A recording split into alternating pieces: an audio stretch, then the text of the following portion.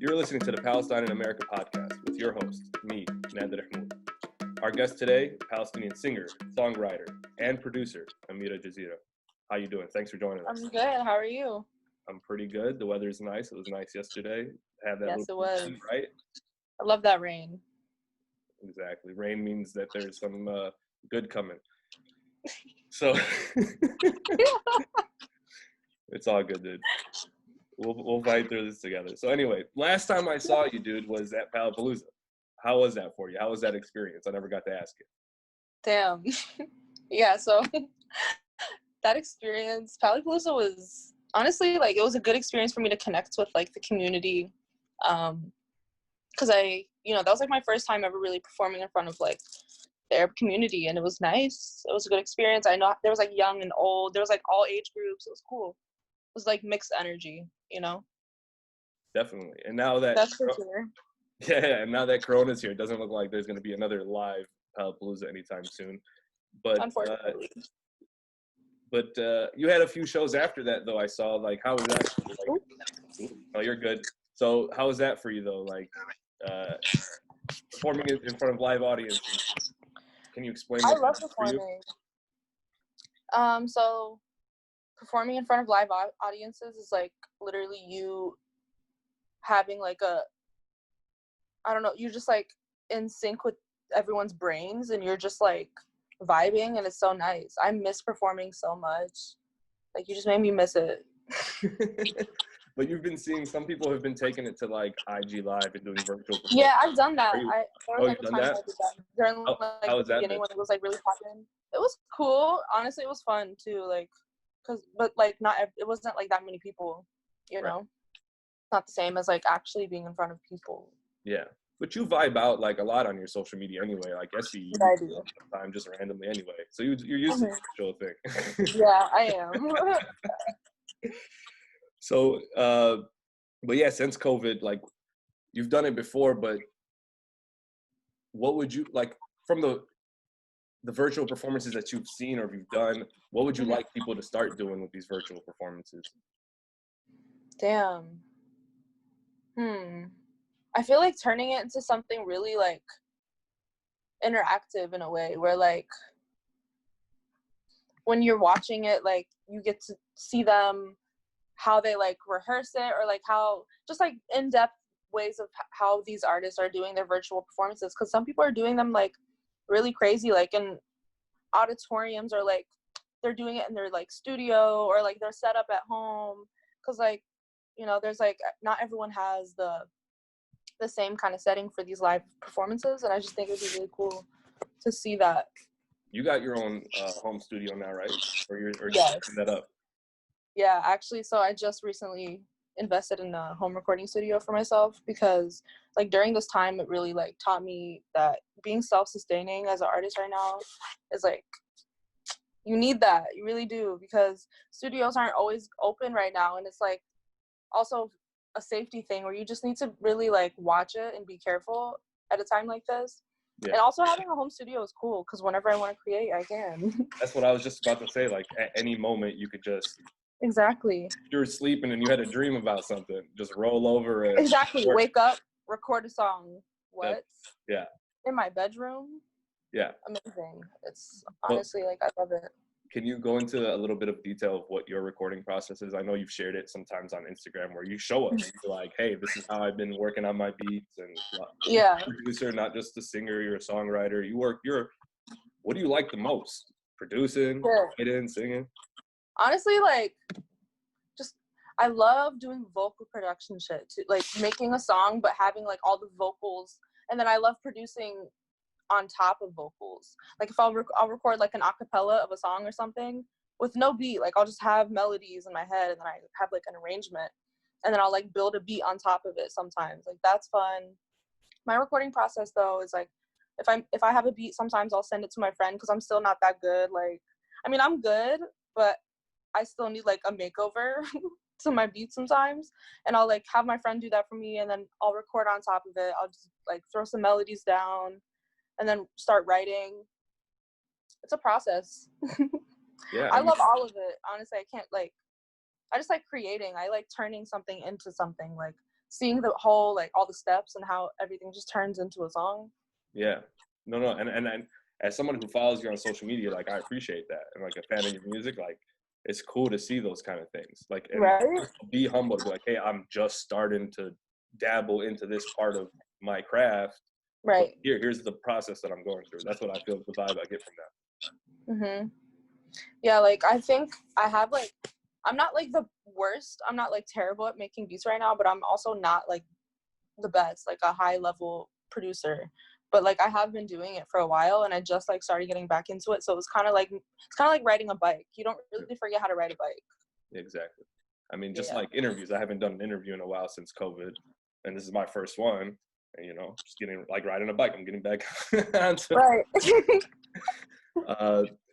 But you got the home studio, so you are working on new music, right? Yes. And so I was blessed, me and my wife were, when one of the times we met up before Palapalooza, you played some music for us that wasn't released yet.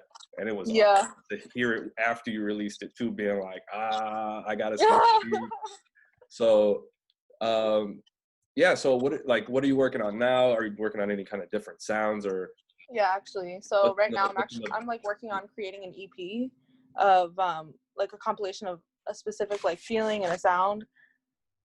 I don't want to like, I feel like I've been giving hints, like a lot of hints already of like what it's gonna be, and like it's gonna like match like the aesthetics too, which is dope. I'm getting a lot of influence from like old early 2000s Y2K vibes, themes, things, like all of that is just kind of like where my influence is coming from in my music, which is fun. I don't know why, but just like something about nostalgia, just like in my music, is my favorite thing right now. Like it really is. Well, even I don't know if you like Pop Smoke or listen to his new record, and I'm sure 50 did this on purpose, but there's like moments where he dives into like Candy Shop like that, and I'm like, oh man, I remember being like, I don't know how old, like 12, singing along to Candy Shop, like nice. Crazy. But yeah, it's just like familiar. Yeah. But also at the same time making your own version of it, like making it 2020. Yeah. Like the way I say it is like I'm making like 2020's music. Yeah. Like we're in the 20s. Is Citrus gonna be on there? I'm not. I honestly don't think Citrus is gonna be on it because it's like a different vibe.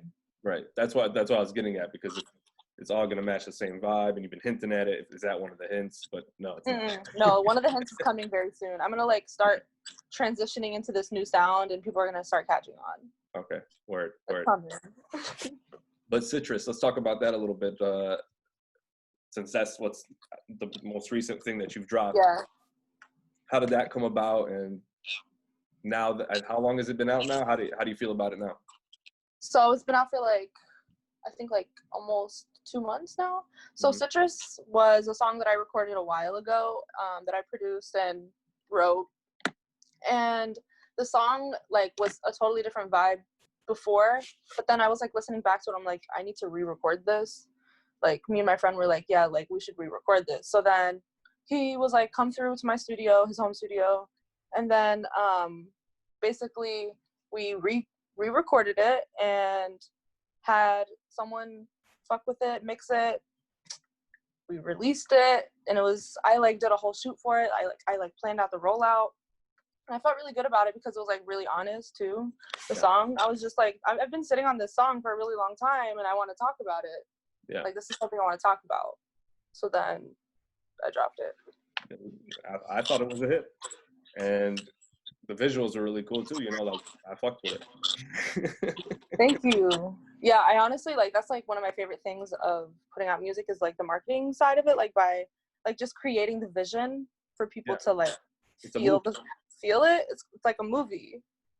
That's like really fun. I love doing that. Building the anticipation, all that. I mean, you're good at that. You're good. Thank you. You seem very creative in that sense. So, I mean, going back to the new EP that you're working on, I know that you said you've been giving out hints and stuff, but any of, anything that's going to be inspired by quarantine or things that are pretty much going on around the country or the world right now, is that going to be influencing any of the EP? It might end up being in there. I haven't gotten like too personal with that side of it yet, because I don't want to like, because the EP is kind of like different. It's like bright. It's a little. It's like happy. It's on that happier side. But I was also thinking about how like there's some real shit going on, and like maybe I should elaborate on it, but I don't want it to affect the like project in a way. Yeah. Still give it. I even felt asking you, like, it was kind of like a corny question, but at the same time, like, people want to know. And oh yeah, for sure. But at the same time, I don't necessarily believe that you need to have the music represent the time, as long as like, you know, your actions in the real world speak to what it is that you're doing. That's all that matters. Absolutely. But if you but it is important to talk about certain things in your music, that's for sure. And I do talk about important things in my songs, for sure. Right. But I'm saying naturally, like not forcing it to be like, oh, just do it just because, you know, what's going on right now. Not like these things haven't been going on for a long ass time, you know? But yeah, so we kind of got started in this interview, like everybody that's going to be watching this knows who you are. And you know, and it's kind of because I'm familiar with you, and we talked about like how you got to Chicago, but you're not originally from Chicago. Can you talk a little bit about that? Yeah, so originally I am from Columbus, Ohio. That's where I was born and raised. But when I was 18, this was after I graduated high school, I decided to move here. And it was an impulse decision. It wasn't like something I was like planning on doing when I was in high school, like to just pursue music full time. Like the original plan was for me to like go to college and like have a different career, but I made a bold decision to just like follow what I wanted to do. I wanted to be whoever I wanted to be, and ever since it's been the best decision I've ever made. Like, yeah. I remember when you were telling me about it. I mean, that it is very bold. I mean, but you could kind of look at it. And it's also very like, in our culture, you know, it's like the way that I was raised. My parents, like, it's not something that like I was really like seeing myself doing realistically, because I was told it wasn't realistic. But what's real? Exactly. No, you just proved all that BS false. I mean, the way I look at it too, in like a more simpler way, is like you went off to college, but your college was music. Like that, you just your college was the world, you know. So exactly. So I don't look at the two as different. You just chose a different path of college. Definitely. I definitely just chose like a different path. And it's working out. I mean, you're making hits, you're having fun, and you're in Chicago, not in Ohio. I'm sorry. But yeah, what's nobody vacations in Ohio. Nobody. It's literally just like cornfields. I still like I actually like only visit like sometimes. I don't really like see anyone but my family there though. Yeah. Yeah, I came here with like no friends. And now I hope that's changed for you. I hope you have. Oh yeah, for sure. For sure. But yeah, so thanks again for doing this, Amira. Yeah, but absolutely. Before I let you go, please let people know where they can find all of your music, where they can check you out, where they can support you if they just want to, you know, support your journey. So go ahead. This is your opportunity. Okay, my name is Amira Jazeera. You guys can definitely find me on Spotify, Apple Music, Tidal, all the platforms for streaming. Yeah, you guys follow me on Instagram, Amira Jazeera, Twitter, same thing. Hit me up, say hi. Thanks so much. Good luck. And you know, if you ever want to send me, you know, snippets or whatever, I'm always I'm always I mean, I'll play them. I always like post them on my stories. Oh yeah, for sure. You know, but if you want to ever give, you know, Palestine and America a scoop, a little sneak peek. For sure. My dude. Thanks so much. I appreciate you. And much love and success to you. Much love. Talk to you later. Have a good day. Peace. Peace. Hey, it's Amira Jazeera, and you are listening to the Palestine in America podcast. Thank you.